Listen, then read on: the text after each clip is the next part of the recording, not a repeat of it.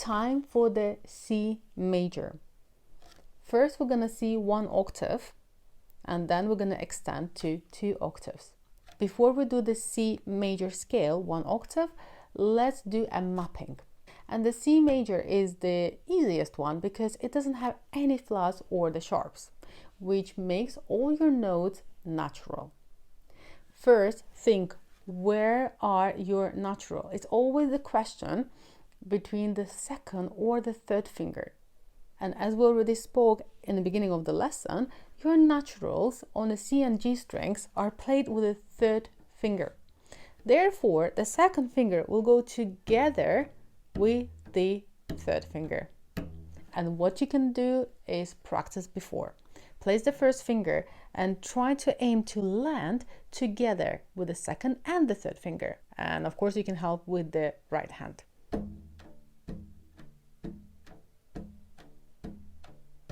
If that works perfectly, let's try C major.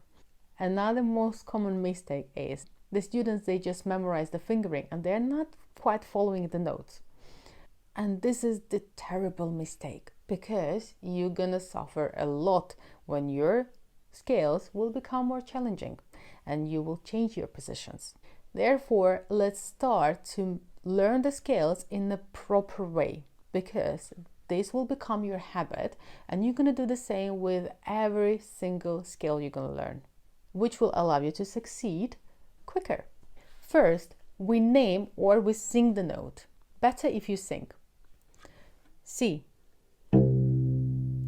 D. Think which finger was for D first. Natural E, which makes a tone. F natural, which makes a semitone. We're leaving the fingers on, crossing to the G. First finger makes the straight line, and as soon as you land on the first finger, take the rest off. A, B natural, C natural semitone. So do you remember the structure of the major? Tone, tone, semitone, tone, tone, tone, semitone. Let's go back. C, B natural, A, G, F. All the fingers go down at the same time. E natural, D, and C. Did you notice? I named the note in advance before my finger goes to that note. And that's what you should be doing. Please practice it many times before you can do it without naming your notes. Now listen very carefully for your intonation. Let's try. Starting from the C.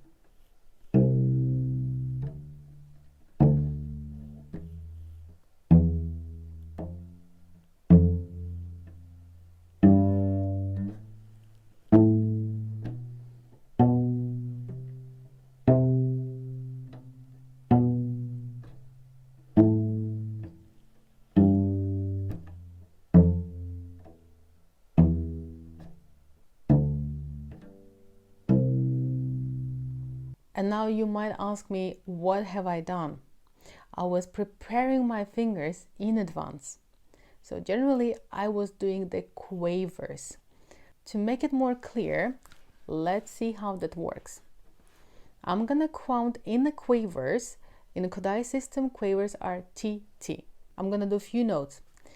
T, T, T, T, T, T, T, T.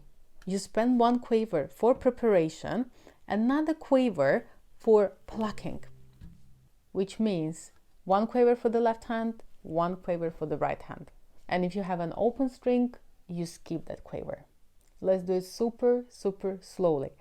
And to make it maybe easier, I'm gonna say which hand is preparing the note. Prepare the left hand above the first position. Ready? It's a right, left. Stay there. right, left. Stay there. Right, left. When I say stay there, it means the left hand is not moving. It's step by step. One more time. Right, left. Right, left. Right, left. Right, skip.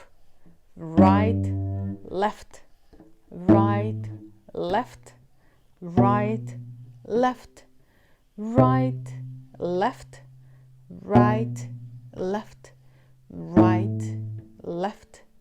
Right, left. Right, left. Right, left. Right, left. Right. If you will practice your scales this way, you will never have a problem of overlapping your notes when playing fast. Now let's do a second octave of the C major. And before we continue, let's do another mapping. Again, because the C major doesn't have any flat or sharp, let's see where are placed our naturals on the D and A strings. And again, at the beginning of the lesson, we already told it that they are under my second finger, F natural and C natural, which is going to be your last note. So we're not using third and the fourth finger for the A string because the C is our tonic. We start with the tonic and we end with the tonic, and we go back to the tonic. Another exercise to ensure that we're not using the third finger by its own. Now the third finger will come together with the fourth on the string. So let's try it a few times. If you need the help with your right hand, do it, because sometimes the right hand people, they found it's easier to copy because the hands are quite synchronized. When you feel you're ready, let's start. And we're going to start with the C fourth finger on the G string. Please follow me. I'm going to name note in advance. C. Leave the fingers on, cross to the D. First finger is crossing, drawing the straight line, reaching E, and take the rest off. E. F natural. G. Leave the fingers on, cross with the right hand. Now cross with the left hand, drawing the straight line, B, and C, second finger. This is our tonic, so we go back. B, open A, G, place all the fingers at the same time. Second finger, F, E, D, and tonic C. Practice it many times. If you need an extra help, print out the fingerboard chart for the cello and place it right in front of you. But still, when you will be checking your fingerboard chart, please name each note you are playing in advance. Now let's try the second octave of the C major without any comment. C, starting with the fourth finger.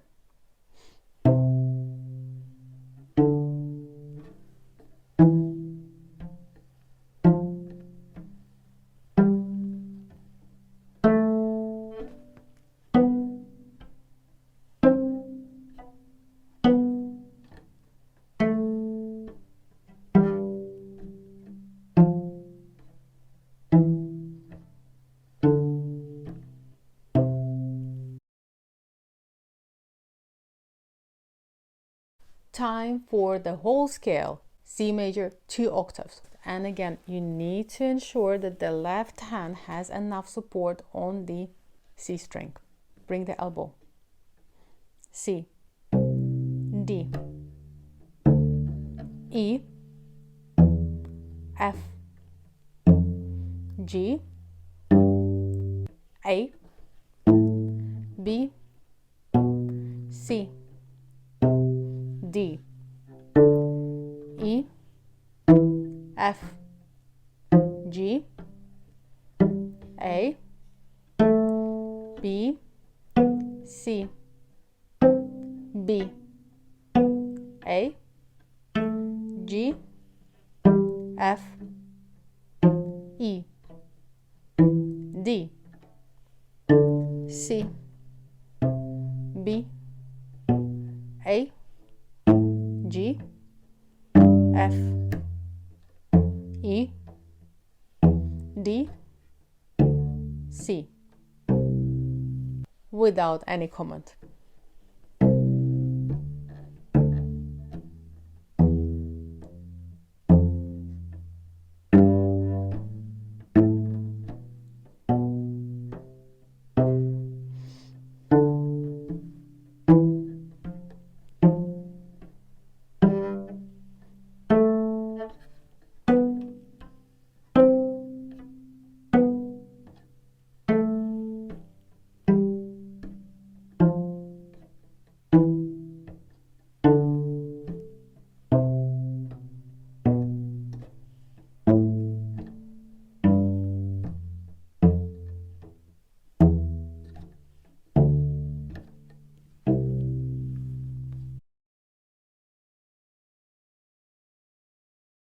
It's a time for arpeggio. Before we start, we need to understand which note we are looking for. Because if in a scale you're playing notes in order, then in arpeggio we need to skip some notes. Because we're only playing first, third, and the fifth notes from the scale. Let's name them. Definitely C is first note.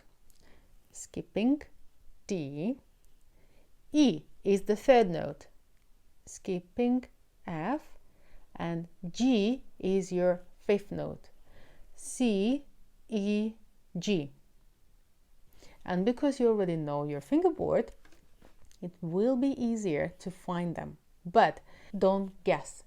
Name the note, prepare it first in your head, find it on your fingerboard, and then only move your finger to the right place. Let's see C major arpeggio 1 octave. C, E, G. Keep them in your mind and follow them. C, E natural, third finger. Leave it. Which note is next? G. Open string, so leave the third finger on the string. And now, which note is the next?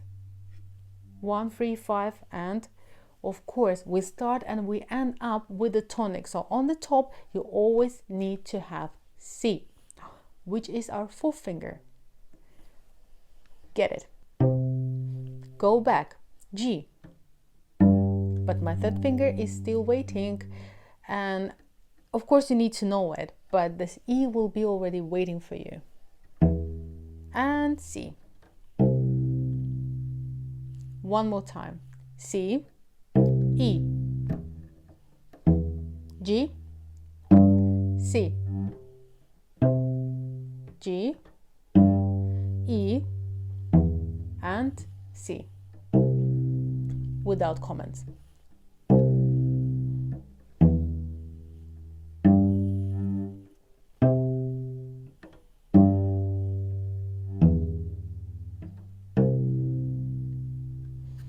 Well done. We've gone through the first octave. What about the second? The note will be the same. C, E, G. Let's start from the fourth finger on the G string, C. And you can check if your C is in tune or out of tune by plucking open C. That's it. C, E, G, keep them in your mind. C. Where is E? First finger E. Next note is G. And you can check this note by plucking an open G. That's it. And the next note is tonic, because we always end with the tonic. Next note is C. Find it, get there, and you can check that note if it's in tune or out of tune by plucking an open C. So first let's check. Good, and then we are there. Let's go back. C, G, E. G, E, C. One more time, a bit quicker. C, E, G, C, G, E, C. At the very end, you can leave your fingers like I've done now, but you can take the fourth finger if you need, but don't take all of them, leaving just the second finger and then bringing them back. No, one of the fingers should stay, and better if the first finger stays. But again, if you can keep them all, do it. If you need a little break, take a little break, because we're gonna do 2-octave arpeggio. Name the notes, please, in advance.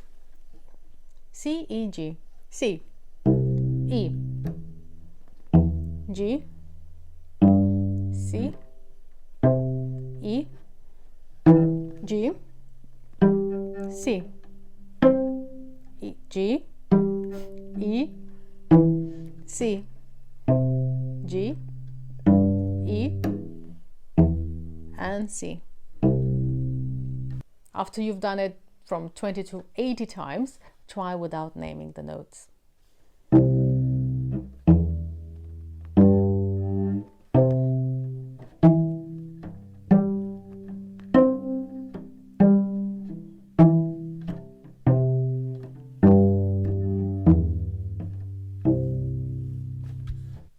That's it for now. Thanks for watching. Hope you enjoyed this video. If you found it useful, please put the thumb up and subscribe not to miss the next videos. If you have any questions, please comment them below and I will try to answer them as soon as possible. Take care and we'll see you next time.